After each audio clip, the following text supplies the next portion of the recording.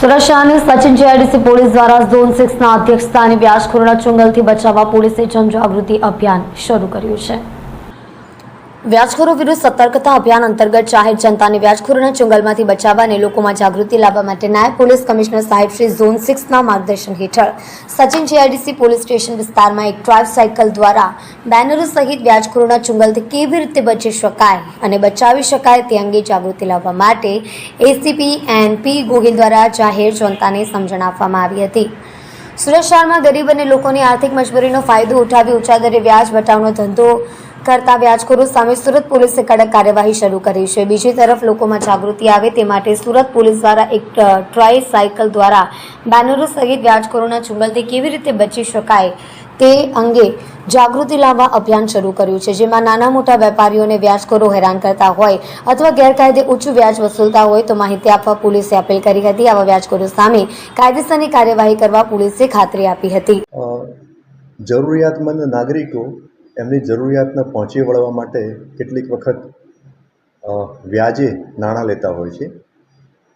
આ જરૂરિયાતમંદો કેટલીક વખતે નાણાં લેતા વખતે અમુક જે વ્યાજખોર હોય છે કે જે ગેરકાયદેસર વ્યાજની પ્રવૃત્તિ સાથે સંકળાયેલા હોય છે કે જેઓ રજિસ્ટ્રેશન વગરના અને અમુક ઊંચા દરે વ્યાજ વસૂલતા હોય છે અને બળજબરીથી અમુક મિલકત અથવા તો વ્યાજ અને મુદ્દલ કઢાવતા હોય છે।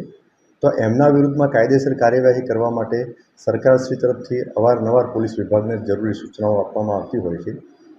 એ અનુસંધાને ગુજરાતના ડીજી સાહેબ તરફથી હાલમાં 21/6/2024થી 31/7/2024 સુધીના સમયગાળા દરમિયાન એક સ્પેશિયલ ડ્રાઈવનું આયોજન કરવાનું તમામ જિલ્લા શહેરમાં સૂચના આપવામાં આવેલી છે। જે અનુસંધાને આ સ્પેશિયલ ડ્રાઈવ દરમિયાન અસરકારક કામગીરી થાય તેના માટે સુરત શહેરના પોલીસ કમિશનર શ્રી અનુપમસિંહ ગેહલોત સાહેબે સિનિયર ઓફિસર અને સાથે સાથે થાણા અમલદારને પણ જરૂરી સૂચના અને બ્રીફિંગ કરેલ છે। જે અનુસંધાને આજરોજ ઝોન 6ના નાયબ પોલીસ કમિશનર શ્રી રાજેશ પરમાર સાહેબની સૂચના અન્વયે આઈ ડિવિઝનના સચિન જીઆઈડીસી પોલીસ સ્ટેશનમાં એક ટ્રાયસિકલ